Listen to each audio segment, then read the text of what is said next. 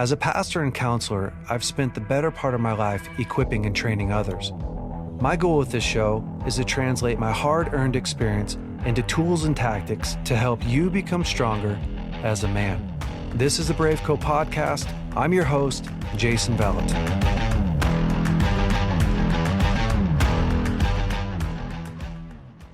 Hey, BraveCo Men, if you are looking for the ultimate adventure, we have the thing for you. It's our BraveCo experience happening October 23rd through the 27th. We're going to spend 4 days together as men, hanging out, having a blast. You're also going to learn how to shoot long range. So if you've never learned how to shoot long range before and you like shooting guns, this is the ultimate adventure. We shoot out to 1,400 yards. If you have your own gun, you can bring your own gun. If you don't actually own your own rifle system to shoot out that far, we have one for you. And if you've never shot a rifle before, but you want to try and learn, no problem. Even if you don't know how, we'll teach you all of the skills that you need to do this. We also do high ropes courses. There will be a ton of connection time, really good food, professional chefs that we hire to come out there and cook for us. The stuff is great. So if you're looking to get out, have an incredible time, go to braveco.org, check out our events page, and you can see what's coming up there. Welcome back to the BraveCo Podcast, men. This week, well, you can guess who's on. It's Cole. What's up, guys? If they're watching I almost said in person. If they're watching, they can see your beautiful face. Dude, you've grown out some stuff. What's happening? Take that hat off. Whoa. He's flipping his mane around. That's right. He's trying to look like Brad Pitt, 2002, like Legends of the Fall. I prefer Bradley Cooper, 2024. Oh my gosh, dude. Yeah. So Cole's a mega church leader now. Yeah. In case you haven't heard. I Not don't know so that much. we announced that, but he is. He's He's leading the mega church. He's in it to win it. Church is growing for you, man. Yeah. And I'm excited. But that's not what we're here to talk about. Nope, it's not. I'm excited to talk about this. We went back and forth. We were going to talk about one subject and then, and we were going to accidentally coming back to this subject. We were going to save this one for later, but we found ourselves talking about it. So, gosh, dang, dude, we're going to jump in. You have been wasting tons of time in your life recently. And well, I shouldn't even say I wouldn't recently. even say recently. You spent most of your life. Most of your life. I basically spent my life wasting time. It's true. It's true. And nobody can humble you like Jason Valentin can humble you. Yeah. Let me just tell you. Well, it's the counselor in me, Cole. It's me sharpening. I don't feel you. counseled. It's the at brother, all. Iron sharpening. I don't feel iron. comforted, counseled, or heard. But today we're going to talk about the Ruthless Elimination of Hurry book that you've been reading. Yeah. And I just want to be really clear. I haven't read this book. We know. We can see by I'm your not lifestyle. fully living this life right Yeah, now. we know. But I'm super intrigued. Yeah. Yeah, no. I'm going to set this up because I think that all of us love this idea of eliminating like rush and hurry. Yeah. But inside there's this turmoil, right? Like I have this other side of me that's like, I can't afford to not hustle. I can't afford to not I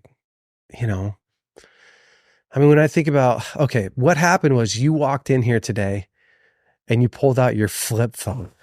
Which, by the way, my family is calling Flippy. And I'm getting mocked daily by my sons. Bro, you pull out your flip phone. If you want to absolutely ruin your son's respect of you, I've learned. Yeah. Get rid of your iPhone and get a flip phone. Get a flip phone, dude. Yeah. So I grabbed your flip phone and I said, bro, is this your purity plant? And to which you responded like, no, dude, I've been reading this book and it's changing my life and I'm part of a new cult. It's called Bethel. Bro, no. We're not making any Bethel jokes today. It's called Risen King. That's what it's called. It is. And that sounds church. like way more cultish anyways. It does. So anyways, dude, I mean, we all want to go down this road, I think, of not being so distracted. Yeah. I'm jealous right now. Do you know what this feels like sitting in my shoes? It feels like looking at someone who just went on an all meat diet and they're like 3 months into it. And you ask them like, how are you feeling? They're like, bro, I've never felt better in my life.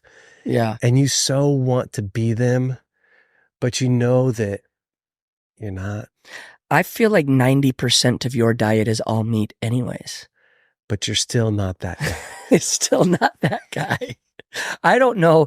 Jason will intentionally avoid vegetables.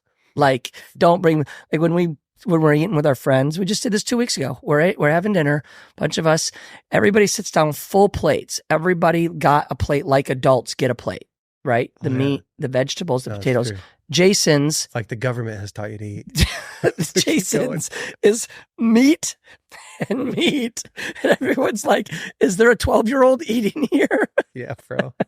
I eat the most expensive things first, dude. I gotta get my money's worth. Oh, the day that Jason eats a leaf in front of me, I don't know what I'll do. Yeah. Well, anyways, we're not talking about that. But so dude, talk us through like what's the concept? How did you get onto this for starters? And then take us through the concept. Kate read it a couple years ago, and since then has been like, you know, we need to do this, Sabbath, solitude, you know, all this stuff. There's language in it. And truthfully, I've always felt like, not always, since 2014, when I was on the verge of burnout, stop it. Stop it. You're waiting for what I'm about to say so you can mock it. Just let me talk first. I can't. So 2014, before I knew you, there was a pre-Jason time in my life. It was glorious, peaceful, blissful, uninterrupted.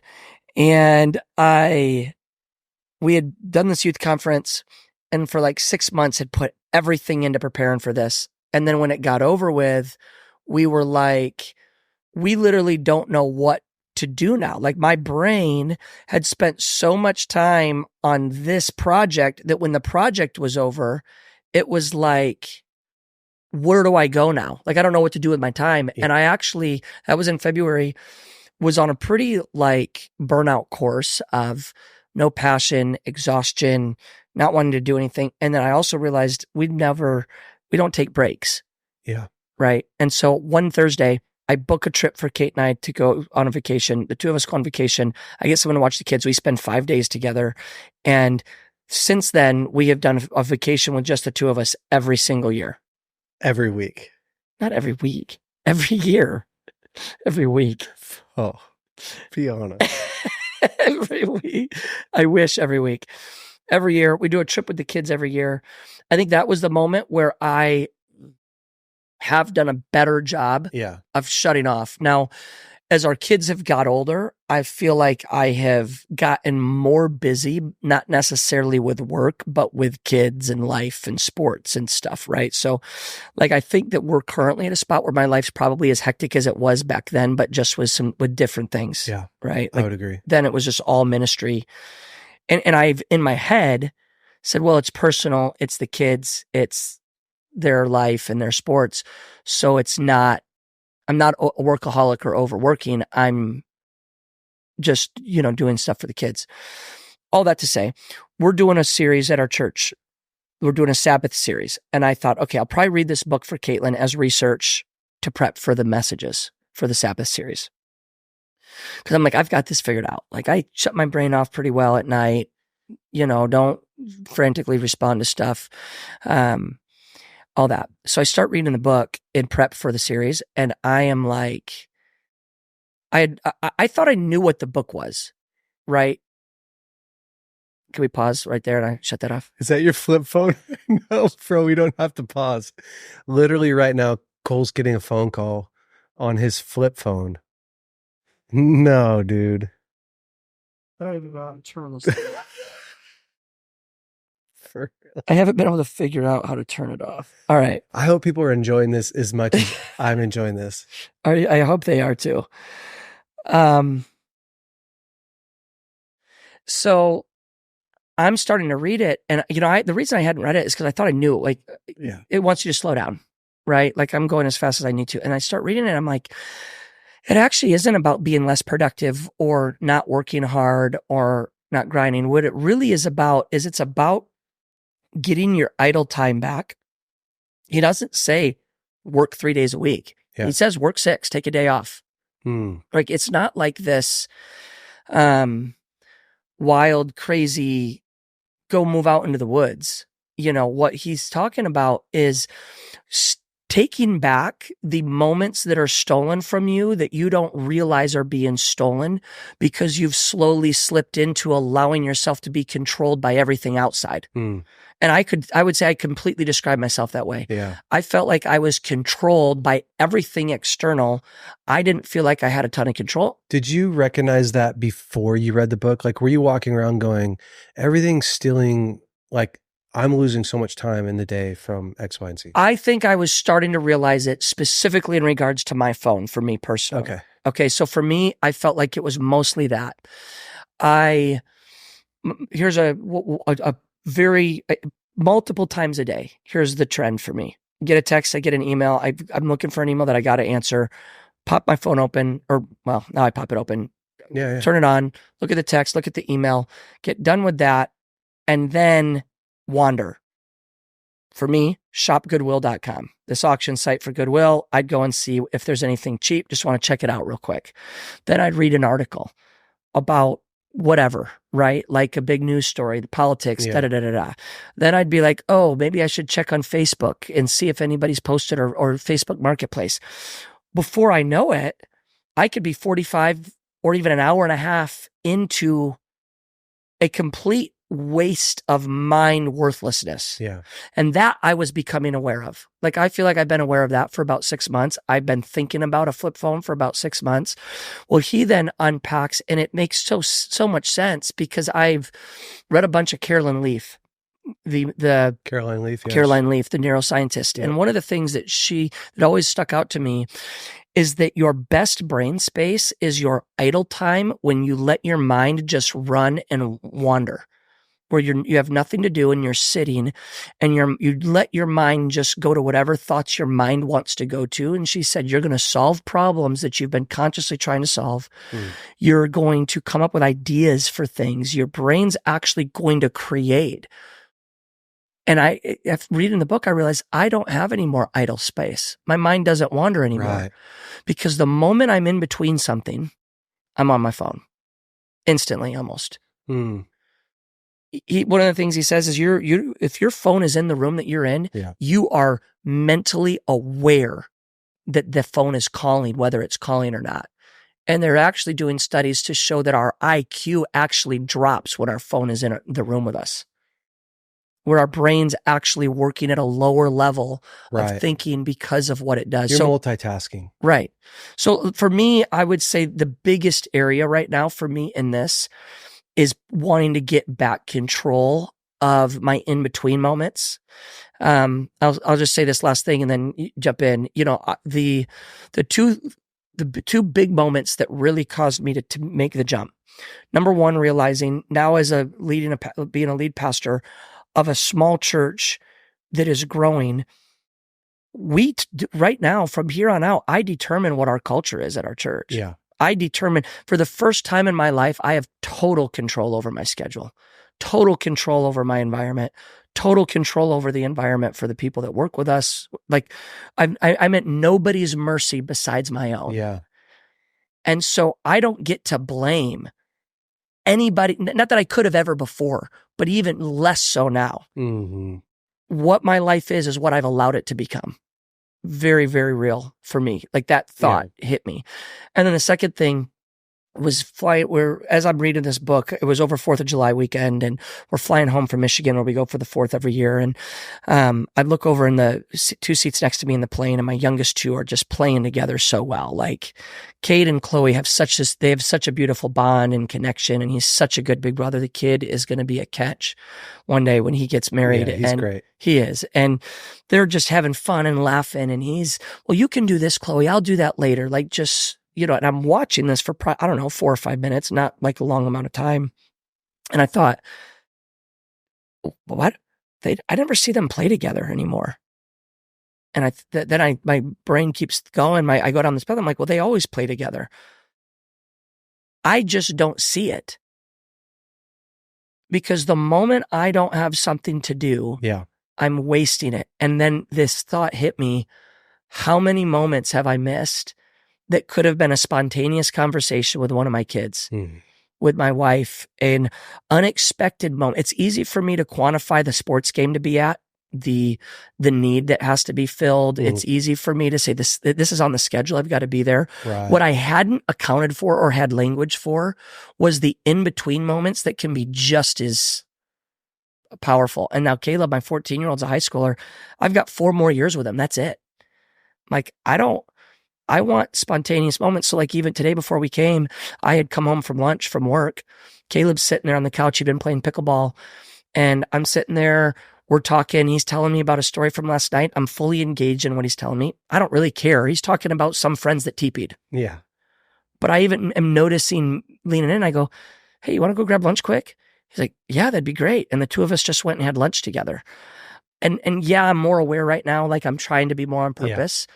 But I'm realizing I'm missing some really valuable spontaneity and connection that I really want and I crave, and I want to have a part of my life that I think, for me, the phone was what I look at as, well, that's a big piece to this, and I need to remove that because I don't have the discipline to have that in my hand and say no to it.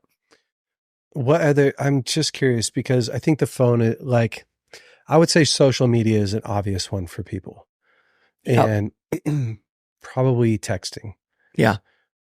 Like, what else in there are you addressing where you're like, what else is a common thing that he's underlying in the book that's like? Yeah, he talks about the value of silence, about how important it is to spend I can't remember exactly what time stamp he put on it, but 30 to 60 minutes a day where you're literally just in silence. And you think about it, you're like, that is never. Yeah. Got a podcast going, or like I have a podcast on, I've got music. Right. Yeah. Like you're never in silence. So he talks about the value of silence and solitude. Like I'm only 70% of the way through it. Yeah. For me, 70% in like a week right now is fast for reading a book because I don't love to read. So it's like I'm moving through this quick because I'm loving the content so much. But silence and solitude is a big part of it. And allowing your brain and your mind and everything to just reset. Like really, it's like turning the computer off and giving it a chance to reboot. He's really big on Sabbath.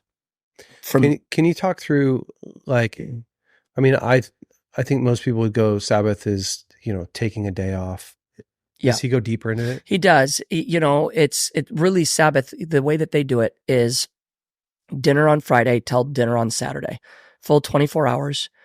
And it is no screens, no anything. They do nothing besides, he said, we sleep, we make love, and we eat a lot, and it's, so it's a very intentional way to say today is about rest and worship. I'm worshiping the Lord today and I'm resting today. Those are my 2 goals. I have no other goal than to do those 2 things.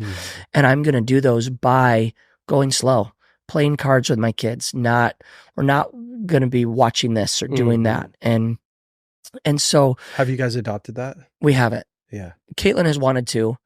That would take, like, if I just cut off my right arm with my phone, we'd have to cut our left arm off, right? Because it's like Monday through Friday is we're in the office, the kids are in school.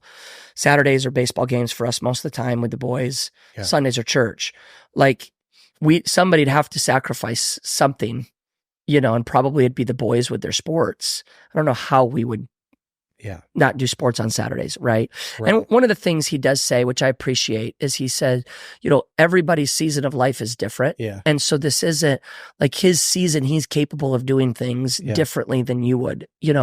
I think that Caitlin and I, what we tend to do is to go Sunday night to Monday night for the two of us. Right. Because the kids are in school. When you have kids, it's hard to call it a Sabbath. Yeah, 100%. Especially the age of ours, they still take a lot. Yeah. A lot of fights to put out. Yeah. Like I'll spend all day on Sabbath just being screaming angry at your kids. I'm having a Sabbath. It's Sabbath, you little bugger! Stop it. Yeah. So no, it's something we are going to do, and Kate has every intention to. I do too. I think that's a harder one for me to wrap my mind around right now of how that's practical. Yeah. But I also think it's necessary. Yeah. I mean, okay.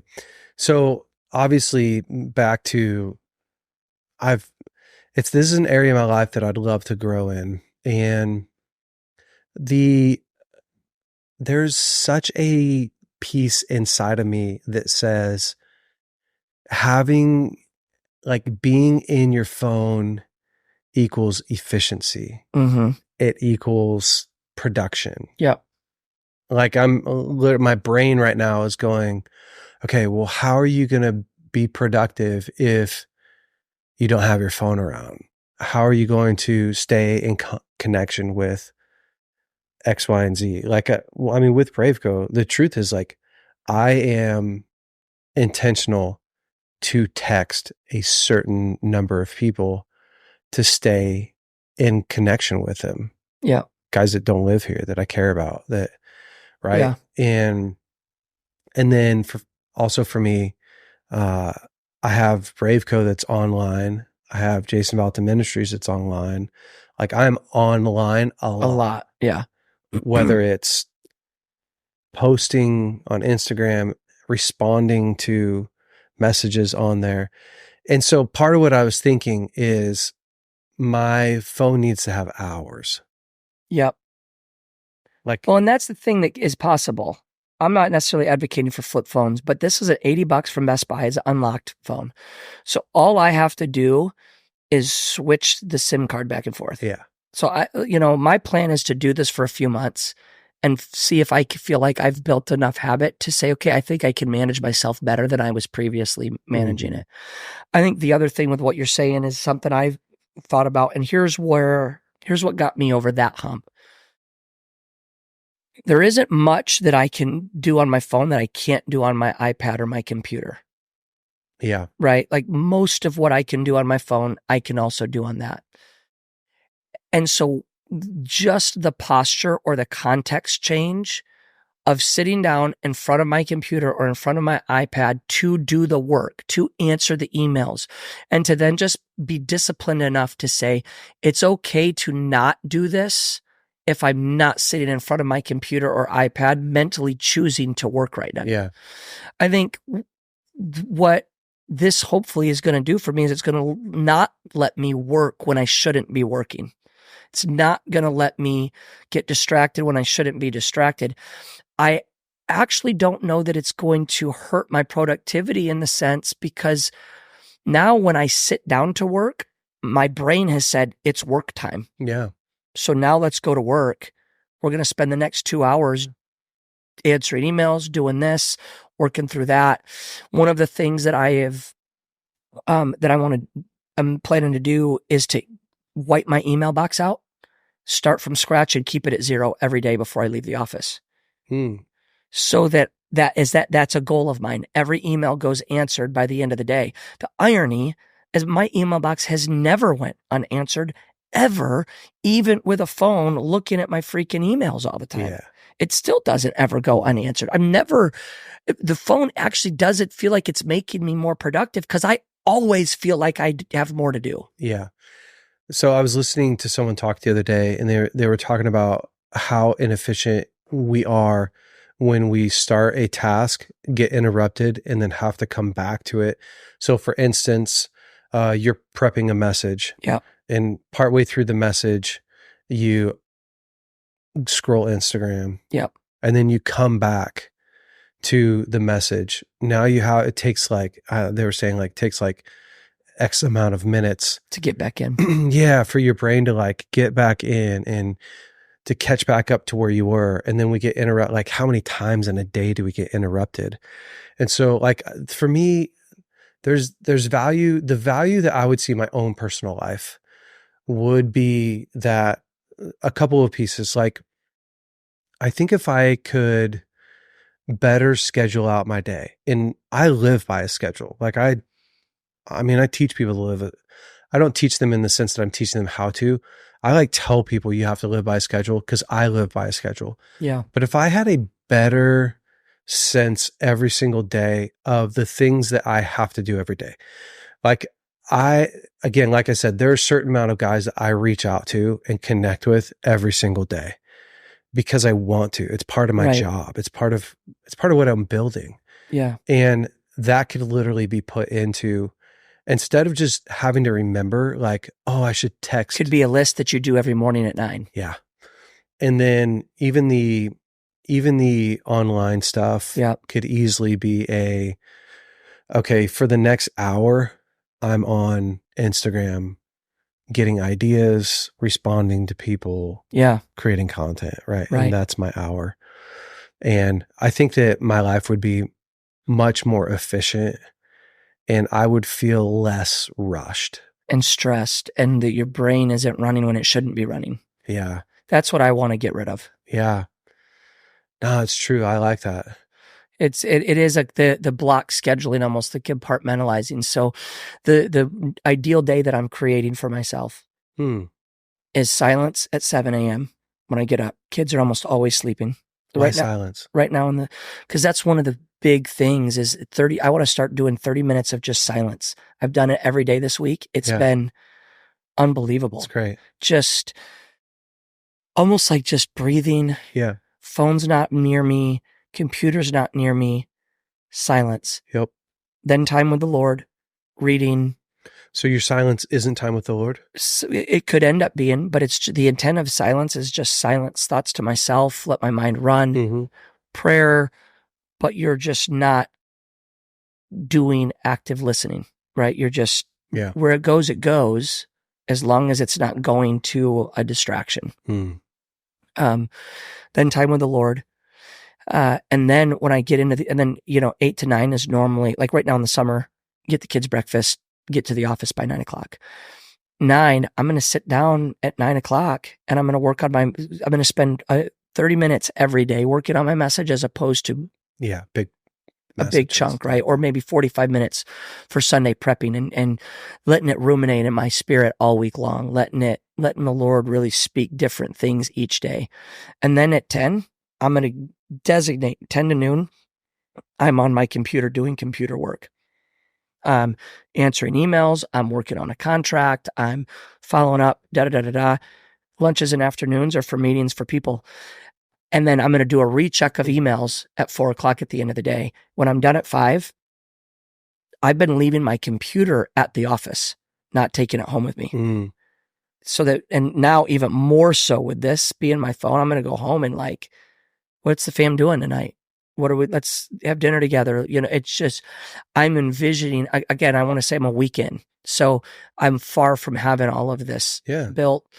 I'm super tired this week because I'm fasting caffeine and I drink like 2 cups of coffee a day. Look at you. So, I'm very much a raw work in process on this. But that's the ideal week that I'm looking to create moving forward. Yeah. And the only thing that would stop me from it, Jay, is me not doing it. Yeah, it is. I like it. Along the same lines, I have been thinking a lot and even doing, not feeling obligated is the wrong word because I don't feel obligated in the sense that I have to. I feel obligated in the sense that oh, there's a space free, I'm going to say yes. To, like, I had a guy who's coming into town reach out to me and say, hey, I'd love to meet with you. But like, there was actually no purpose in the meeting for me, which, okay, this is going to sound like it's, but I'm trying to get my time back. Yeah. You have to say no to stuff. Yeah. We have to. And I say no to a whole bunch of stuff. Yeah. But I think there's another layer of no's that I often say yes to because I have the spot available and it's a cool person or whatever, or but I'm starting to realize, like, I have to be okay with not filling every single second in my calendar. So that's the other piece to me that is like, if I almost feel guilty if I have a space in my day that isn't jam packed. Right. Like you didn't do something, you didn't work hard enough. Well, I'm missing an opportunity. Yeah. It's efficiency for me. It's the maximizer. It's the guy that's saying, like, you could be moving the needle forward here. You could be making creating an opportunity here. You could whatever. Or you could go out to the dam, sit and think and allow the Lord to give you a revelation of the greatest idea you could have ever had on the next project. Yeah. So in my mind, I am starting to work towards that some more. I think that's a big part, is not having everything so packed full and jam full. I think one of the things he unpacks early on in the book is the invention of time in the first sundial. And then the first time there was a clock in a town square, and that ever since then, we've literally just been putting people on a time frame that we weren't meant to be on. Back then, people were sleeping 12 hours a day because that's how much the body needed. Yeah. Now, if you sleep, it's a badge of honor. I go on 4 hours a day. Yeah. Right. This is true. Like, oh, wow, you're a man. You should come to BraveCo next year. We need you to preach on manliness, Yeah. And I think one of the bubbles that he's popping is that you have to always be doing something to be productive. It'd be interesting though, is to actually sit down and calculate what's moving the needle in your life. Yeah. Where you're getting the most return for your investment. Yeah. Absolutely. Because I think if I were to really, really assess, it's less than what I think it is. Mm-hmm.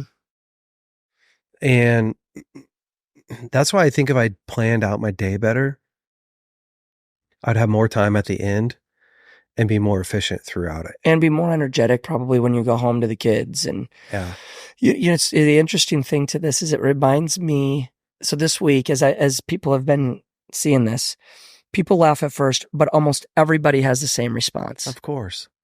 Gosh, it sounds amazing. I know. You know what it reminds me of? Caleb's in travel ball. My oldest son does travel baseball. Oh yeah. We were on this team a couple years ago that they would on a Monday say, hey, we got a tournament for this coming weekend. Does anybody want to join? They'd come out at a practice. All the parents are sitting there at practice pickup, grumbling. Oh, I don't want another tournament this weekend. Why would we do another tournament? Oh, da, da, da, da. And then you look at the group text thread. Absolutely. So-and-so's in. So-and-so's in. So-and-so's in. We can't wait. So-and-so's excited to play again, coach. Yeah. They weren't. Nobody really wants this. Yeah. We just all act like we do because it's the badge of honor that we've been told to get. Well, I don't even know that it's that. It's that, and I'm not discounting that. Okay. I'm saying there is a sense of obligation to keep this thing going. So, and my pushback is that this way isn't a less productive way. It's a more focused way. No, and I agree with you. It's the sense. The sense is that it's less productive. The sense of obligation that I have to keep this going. That it's like people are more informed than ever. There's more information than ever. Yeah. And we're more educated than ever. But we're definitely not More intelligent. more intelligent or more productive, Right. or more capable. You know, when I look at men, I think like, man, men have better education. We have better access to tools than we ever have, but we are not healthier than we've ever been. Right. By a long shot. 100%. So I'm with you, dude. Check it out, folks. I am. Ruthless Elimination of Hurry, John Mark Comer. Yeah, I'm going to think through this, and maybe we could get him on the podcast. Yeah, it'd be great. It would be sweet. Be fun. Yeah. And think through, I need to think through this. I want to have all my new life changes happen before we have him on the podcast, though, so I can, I don't want to get ripped up more than I've already been ripped up in the last week by his book. I don't know what in person would even be like. He'd be awesome, dude. He would be awesome. Yeah. All right, BraveCo Men, do what I'm going to do. Seriously. Get in your car and don't ever think about this again. No, I'm kidding. I'm going to go back. I really am. I've been thinking about it a lot. Maybe this is the push I needed to, I just need to reevaluate. We got to actually reevaluate what creates value in your life. Okay, this last thing that I'll say. We were almost done, but we're not quite. Yeah, everyone wants to live a life of peace. I've been thinking about this a lot. Yeah. Like if you really thought about it, you would trade almost anything for peace. Mm-hmm. Like real yeah, peace. it's true. I agree with that. So like you have $1 million, you could have $1 million, but your life is rushed. You have to keep it up. You got anxiety all the time, or you can have peace and be poor. Peace and be sustained. Yeah, sure. Okay. Which one are you choosing? Peace and be sustained. Yeah. You could have kids that have all kinds of stuff but it's chaotic, but they play sports, they do all stuff. Or you could have kids that are loving and caring and healthy and peaceful. Which one are you choosing? Like every time you go back to peace, right? Yep. Like you could have a marriage where you travel all around the world and you go and do all this stuff, but it's chaotic. And you go back to like, I want a marriage that feels connected, that feels close, that feels peaceful. And so I really have been thinking so much about what really creates a life of peace. And it's not just getting rid of stuff, because it's true. There's people that live with, there's minimalists that do not have a peaceful life. Yep. So we know that it's the emotional work, but so I guess I'm wanting guys to leave here and go, what would it look like to live a life of peace? Yeah, it's great. Because we have to work hard. Yep. We need to work hard. It's great for us. We need to be responsible. Yep. Yeah. Being on social media it's not a sin, and nope. And it's not pointless either. Like this is part of the world that we are inheriting. Yeah. So we can't just abandon it. Yep. And go, there's no good in it. To me, it's like alcohol. Well, I don't even drink alcohol, but yeah, it is. It's like, well, does it manage you or do you manage it? Right. But ultimately, what does it look like to live a life of peace? It's a great question. Peace and production. So that's my question I'm asking me. All right, guys. Love y'all. See you next week. Hey, BraveCo Men. Hopefully you loved this week's episode. Listen, if you have not subscribed to our podcast, you are already behind. Go ahead and click right here to subscribe to our podcast. And if you have not watched last week's episode, you can click right here and watch last week's episode. And listen, if you want to upgrade your wardrobe, you can check out some of our new hats that we have in stock and all our other swag. Go to braveco.org and you can look at our store there. Have a great week. We'll see you next week.